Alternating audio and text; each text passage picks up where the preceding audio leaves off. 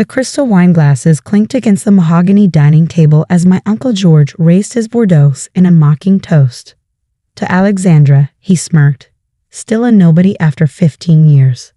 Laughter rippled around the table. My cousins, my aunt, even my own parents joined in. Only I remained silent, taking a small sip of water while discreetly checking my phone under the table. Net worth of Sullivan Industries down another 12% today. The message from my assistant read, "They don't know you own controlling interest through shell companies. Bankruptcy papers ready when you want them." I smiled, tucking my phone away. If only they knew that the nobody at their table was about to decide their company's fate. 15 years ago, I was just another business school graduate with big dreams. While my cousins joined the family company, Sullivan Industries, I chose a different path. "Throwing away your future," Uncle George had said. "The family business is your birthright." But I had seen something they hadn't. The manufacturing industry was changing and Sullivan Industries was stuck in the past.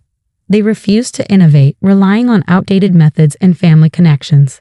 I took my graduation money, a mere $50,000, and started investing in emerging technology companies.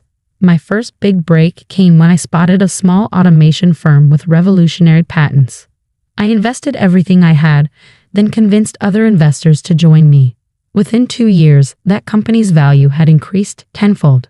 I sold my stake and reinvested in 3 more promising startups. Each success built on the last, but I kept my growing wealth hidden. To my family, I was still the disappointing niece who had abandoned the family business. They assumed I worked as a minor investment consultant, barely making ends meet. If only they knew that my net worth had surpassed theirs 5 years ago. "At least your cousins understand loyalty," my father chimed in, gesturing to Mark and Stephen, who ran Sullivan Industries with Uncle George.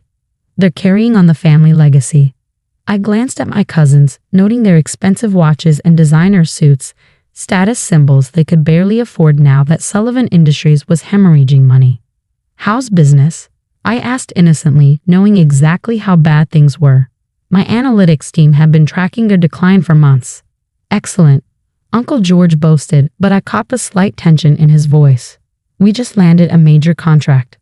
Lie, they had lost their 3 biggest clients in the past quarter. "That's wonderful," I replied, taking another sip of water. "I heard there were some issues with modernizing the production lines." Mark nearly choked on his wine. They had been trying to keep their outdated equipment problems quiet. "Minor adjustments," Uncle George waved dismissively. "Nothing we can't handle." "But what about you, Alexandra? Still playing with your little investments?" I thought about my little investments, a portfolio worth billions, including controlling interest in their company, purchased through various shell corporations over the past year. "I get by," I said modestly. "You could have had a real career with us," Aunt Patricia added. "Instead, you chose to be. What exactly do you do again?" "Investment consulting," I replied, the same answer I'd given for years. In reality, I owned one of the largest private equity firms in the country, but they didn't need to know that. Yet. "Such a waste," Uncle George shook his head. "Your cousins are executives at a major corporation, and you're just a nobody?" I finished for him, my finger hovering over my phone under the table. "Well, if the shoe fits," he laughed, raising his glass again. I sent a quick text, "Bring them in." The doorbell rang exactly 3 minutes later. Perfect timing, as always. "Who could that be?" Aunt Patricia frowned. "We're in the middle of dinner." "That would be my assistant," I said calmly, standing up. "She has some papers that need immediate attention." "Papers?" Uncle George scoffed. "What kind of papers could be so important?" "Bankruptcy papers," I replied, watching the color drain from his face. "For Sullivan Industries." The dining room fell silent as my assistant Emma walked in, carrying a leather portfolio.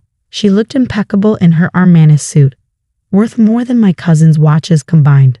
"The documents you requested, Miss Sullivan," she said professionally, placing the portfolio in front of me. I opened it slowly, savoring the moment. "You see, Uncle George, while you were all laughing at the family nobody, I was busy building an empire. And over the past year, I've been buying up Sullivan Industries stock through various shell companies." I pulled out the first document, a shareholding statement showing my controlling interest in their company. "That's impossible," Mark stuttered. "Our shares aren't public." "Not the public shares," I corrected him. But the private shares your father sold to cover his gambling debts, the ones your wife, Stephen, sold to pay for her shopping addiction, those were very much for sale. To the right buyer. Uncle George's hands began to shake. You're lying. I pulled out my phone and opened my banking app, sliding it across the table. The balance displayed made Aunt Patricia gasp. The nobody you've been mocking for 15 years is now worth more than your entire family combined, I said quietly. And as of this moment, I own 51% of Sullivan Industries. The silence in the dining room was deafening. My uncle's face had turned an alarming shade of red, while my cousins stared at the documents spread across their mother's precious tablecloth, their mouths hanging open. Emma, I turned to my assistant, please show them the projections. She pulled out a tablet and displayed a holographic chart above the dinner table. Red lines tracked Sullivan Industries' declining value over the past 5 years. Your company is 3 weeks away from total insolvency, I explained calmly. The automation equipment you refuse to upgrade has failed quality control standards. Your major clients are jumping ship. And the banks? I paused, allowing myself a small smile. Well, they're not very interested in extending more credit to a failing family business. This is absurd. Uncle George finally sputtered. We've been in business for 40 years. We have connections. Connections don't matter when you can't deliver products on time. I cut him off. Your latest quarterly report shows a 60% decline in productivity. Would you like to see the internal audit my team conducted? Mark, always the more practical of my cousins, leaned forward. If what you're saying is true, why shove your hand now? Why not let us go bankrupt? I took another sip of water, enjoying how their expensive wine now sat untouched.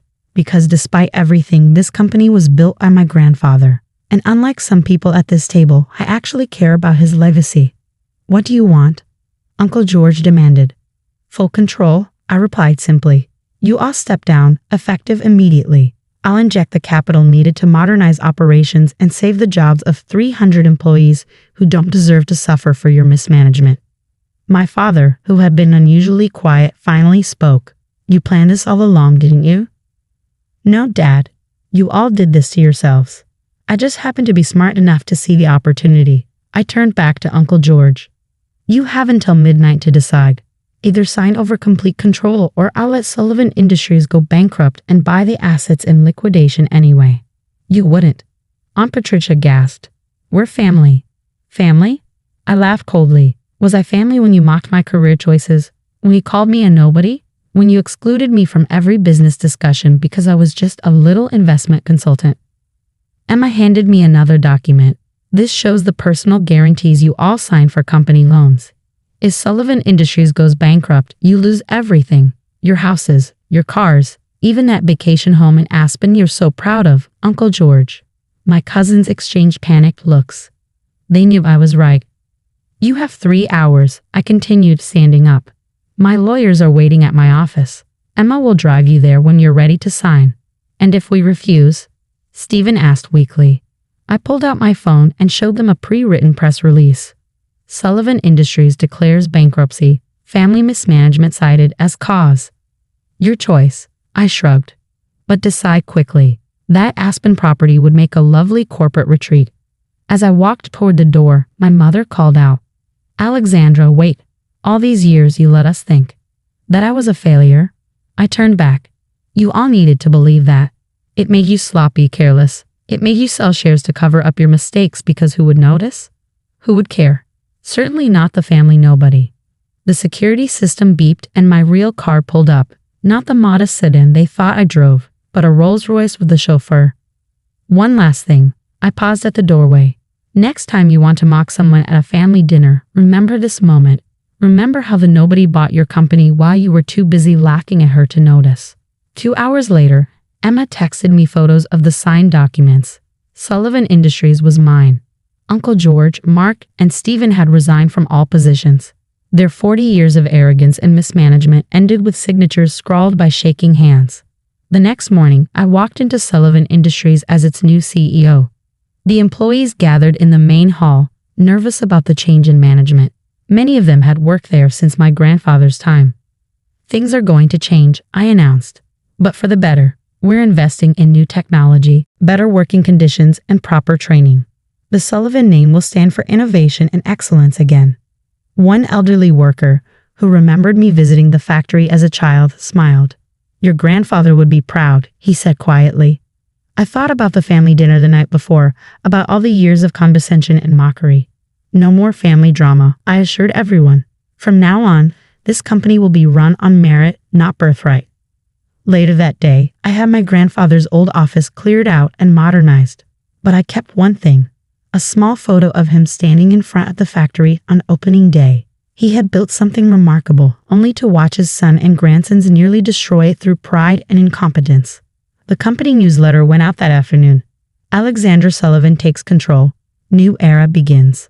Attached was a photo of me in the CEO's office, the same office where Uncle George had once told me I would never amount to anything. My phone buzzed with messages from family members all day. I ignored them all except one. A text from my father. "I was wrong about you. I'm sorry." I replied with 2 words. "I know." The following week, I hosted a board meeting in the newly renovated conference room. As I presented my plans for modernizing Sullivan Industries, I couldn't help but smile at the empty chairs where my uncle and cousins used to sit. Sometimes success isn't just about proving people wrong. Sometimes it's about letting them believe they're right until the perfect moment to show them just how wrong they've been. And sometimes the best revenge isn't serving a cold dish. It's serving it at a family dinner with a side of bankruptcy papers. The nobody they mocked now owned everything they had spent 40 years building. But more importantly, I was going to build it into something even better. That's the thing about being underestimated. It gives you the perfect cover to become unstoppable.